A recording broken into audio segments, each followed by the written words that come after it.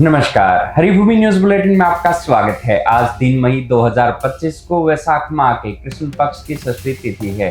राहु काल सुबह 9:06 से 10:45 तक रहेगा।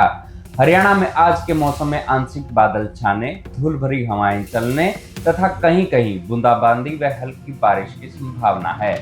इससे दिन के तापमान में गिरावट आ सकती है। अब नजर डालते हैं आज के प्रमुख हेडलाइंस पर। भारत ने पाकिस्तान के पीएम का यूट्यूब चैनल और इंस्टाग्राम अकाउंट ब्लॉक किया।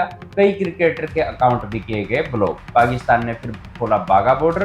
भारत में फंस गए थे कई पाकिस्तानी परिवार। पाकिस्तान के लिए जासूसी करने वाले पठान खान को राजस्थान से पकड़ा। योग गुरु बाबा रामदेव बैकफुट पर। कोर्ट ने कहा 24 घंटे में हटा देंगे रूह अफ़ज़ा के विरोध वाला वीडियो।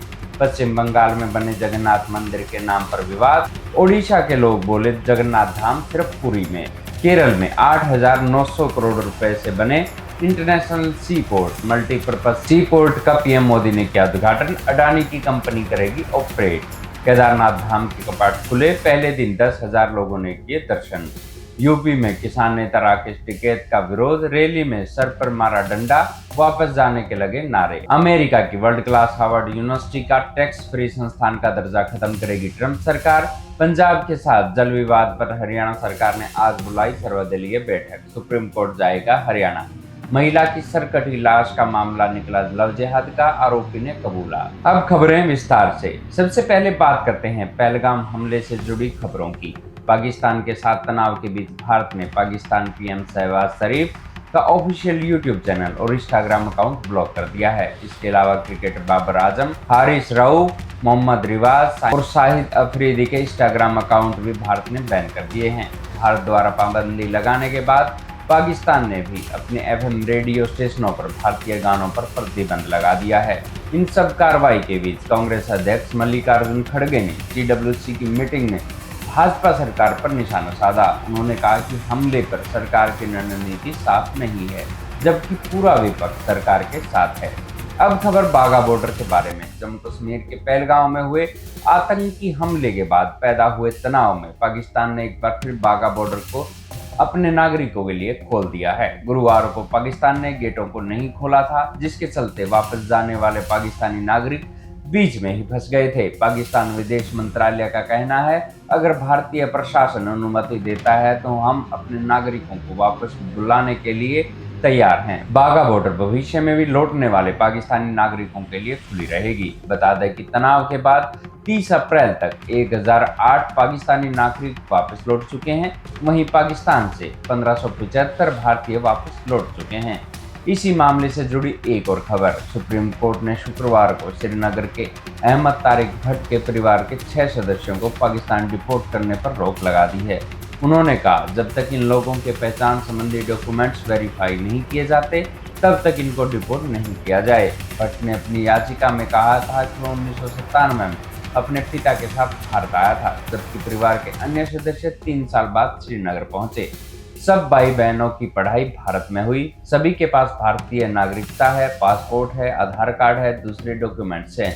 भट्ट ने दावा किया, सरकार के भेजे नोटिस में झूठ कहा गया है कि हम वीजा पर भारत आए थे और निर्धारित अवधि से अधिक समय तक यहाँ रुके थे। अब बात करते हैं देश के गद्दारों की। राजस्थान इंटेलिजेंस ने जैसलमेर के पठान खान को पाकिस्तान की आईएसआई की जासूसी करने के आरोप में गिरफ्तार किया है।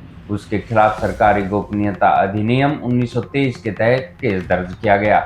उसे करीब 1 महीने पहले हिरासत में लिया गया था और तब से उससे पूछताछ की जा रही थी। अब 1 मई को उसे आधिकारिक तौर पर गिरफ्तार किया गया है। बताया गया है कि पठान खान 2013 में पाकिस्तान गया था, जहां पाकिस्तान में उसे पैसों का लालच दिया गया और जासूसी की ट्रेनिंग दी गई। 2013 के बाद भी वो पाकिस्तान जाकर पाकिस्तान खुफिया एजेंसी के अधिकारियों से मिलता रहा और अंतर्राष्ट्रीय सीमा से जुड़ी संवेदनशील और गोपनीय जानकारी पाकिस्तान हैंडलर्स के साथ साझा करता रहा। अब खबर पतंजलि योगपीठ से। योग गुरु बाबा रामदेव के शरबत जिहाद मामले पर शुक्रवार को दिल्ली हाई कोर्ट ने लगातार दूसरे दिन सुनवाई हुई।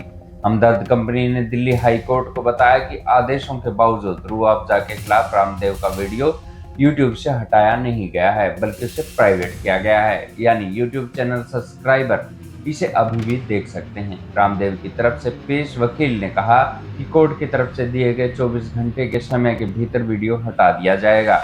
हालांकि हमदर्द ने ये भी दलील दी कि वीडियो को आस्था चैनल पर भी दिखाया जा रहा है।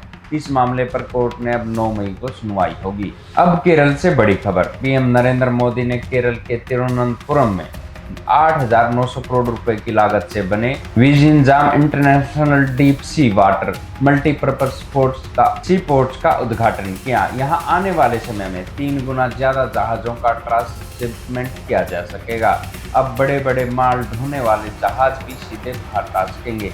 पोर्ट के उद्घाटन के दौरान गौतम अडानी ने पीएम मोदी का स्वागत किया। ये पोर्ट अडानी ग्रुप ऑपरेटर के द्वारा ऑपरेट किया जाएगा। इस कार्यक्रम में सीएम पिनराई विजयन और कांग्रेस नेता शशि थरूर भी मंच पर मौजूद रहे। इस पर पीएम मोदी ने कांग्रेस पर तंज कसा। उन्होंने कहा कि मैं मुख्यमंत्री से कहना चाहता हूं, आप इंडी गठबंधन के मजबूत स्तंभ है। शशि थरूर भी यहाँ बैठे हैं। आज का ये कार्यक्रम कई लोगों की नींद हराम कर देगा। कांग्रेस महासचिव केसी वेणुगोपाल ने इस पर पलटवार करते हुए कहा, पहलगांव में हुए भीषण आतंकी हमले के बाद भी हमारे पीएम असली खतरे पाकिस्तान का सामना करने के बजाय विपक्षी नेताओं की नींद में खलल डालने पर अड़े हुए हैं। पीएम की प्राथमिकताएं बिल्कुल साफ है, अपने असली मालिक अडानी को खुश करना। अब धर्म से जुड़ी 2 खबरें। केदारनाथ धाम के कपाट शुक्रवार को खोल दिए गए। पहले दिन करीब 10,000 भक्तों ने बाबा के दर्शन किए। मंदिर में सबसे पहले कर्नाटक के वीरशैव लिंगायत समुदाय के मुख्य रावल भीमशंकर पहुंचे। इसके बाद बाबा पर 6 महीने पहले चढ़ाया गया भीम श्रृंगार हटाया गया। मंदिर को 54 किस्मों के 108 क्विंटल फूलों से सजाया गया है, जिसमें नेपाल, थाईलैंड और श्रीलंका जैसे विभिन्न देशों से लाए गए गुलाब और गेंदा के फूल शामिल है। भीड़ को मैनेज करने के लिए टोकन सिस्टम से दर्शन करवाए जा रहे हैं। भक्त अगले 6 महीने तक दर्शन कर सकेंगे। बता दें कि गंगोत्री और यमुनोत्री धाम के कपाट खुल चुके हैं और बद्रीनाथ धाम के कपाट कल 4 मई को खोले जाएंगे। दूसरी खबर पश्चिम बंगाल से। पश्चिम बंगाल के दीघा में बने जगन्नाथ मंदिर के नाम को लेकर ओडिशा में विरोध शुरू हो गया है। पूरी जगन्नाथ मंदिर के पंडितों और सेवकों ने मंदिर का नाम जगन्नाथ धाम रखने पर आपत्ति जताई है। मुख्यमंत्री ममता बनर्जी ने 30 अप्रैल को उद्घाटन करते हुए मंदिर को जगन्नाथ धाम नाम दिया था। ओडिशा के लोगों ने मंदिर बनाने का समर्थन किया, लेकिन नाम पर ऐतराज था। उन्होंने कहा कि जगन्नाथ धाम सिर्फ पुरी में है, अन्य मंदिर को ये नाम देना हिंदू मान्यताओं और परंपराओं के खिलाफ है। सेंड आर्टिस्ट पद्म श्री सुदर्शन पटनायक ने ओडिशा के सीएम मोहन चरण मांझी को चिट्ठी लिखकर पश्चिम बंगाल सरकार से बात करने का आग्रह किया है। उन्होंने ममता बनर्जी से भी माफी मांगने के लिए कहा है। अब खबर यूपी से। मुजफ्फरनगर में शुक्रवार को जन आक्रोश रैली में किसान नेता राकेश टिकैत का जमकर विरोध हुआ। नारेबाजी के बीच उनके सर पर किसी ने डंडा मार दिया, जिसके बाद धक्का मुक्की शुरू हो गई। इस दौरान राकेश टिकैत की पगड़ी भी गिर गई। ये रैली 108 हिंदू संगठनों ने पहलगांव आतंकी हमले के विरोध में की थी। शाम 5:30 बजे राकेश टिकैत रैली में पहुंचे तो उनका विरोध शुरू हो गया। दरअसल राकेश टिकैत के बड़े भाई नरेश टिकैत ने बयान दिया था कि पाकिस्तान का पानी रोका जाना सही नहीं है। भारत और पाकिस्तान के किसान एक है। इस बयान से लोग नाराज थे। इस कारण राकेश टिकैत का लोगों ने विरोध किया। अब बड़ी खबर अमेरिका से। वर्ल्ड क्लास यूनिवर्सिटी हार्वर्ड पर अमेरिकी राष्ट्रपति डोनाल्ड ट्रंप की नजरें टेढ़ी बनी हुई है। ट्रंप ने कहा कि वो हार्वर्ड यूनिवर्सिटी का टैक्स भरी संस्थान का दर्जा खत्म करने जा रहे हैं। ट्रंप ने ट्रूथ सोशल पोस्ट पर लिखते हुए कहा कि वे इसके हकदार हैं। इससे पहले वे हार्वर्ड का 2.2 अरब डॉलर की फंडिंग पर रोक लगा चुके हैं। दरअसल ट्रंप प्रशासन ने यूनिवर्सिटी से मांग की थी कि वो अक्टूबर 2023 के बाद कैंपस में हुई यहूदी विरोधी घटनाओं पर बनी अपनी रिपोर्ट और ड्राफ्ट सरकार को सौंपे। मांग यूनिवर्सिटी ने नहीं मानी।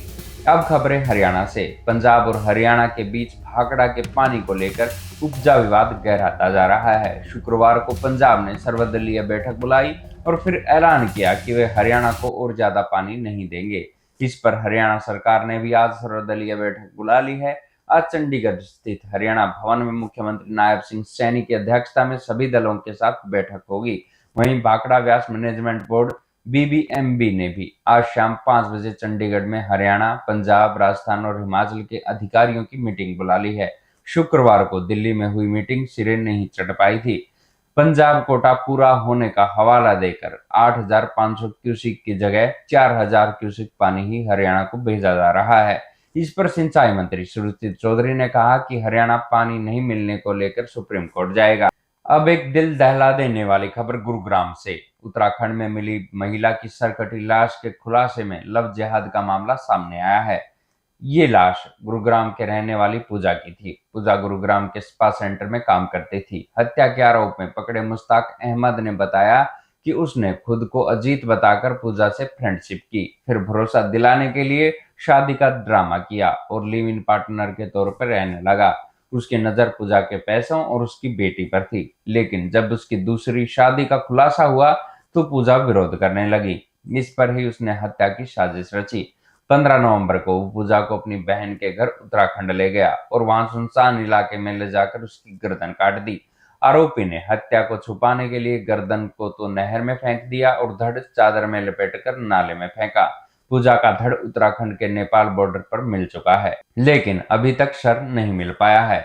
ऐसी ही खबरों से जुड़े रहने के लिए देखते रहिए हरिभूमि टीवी। और अगर खबरों को विस्तार से जानना है तो हरिभूमि अखबार पढ़ें या हरिभूमि की वेबसाइट पर जाएं।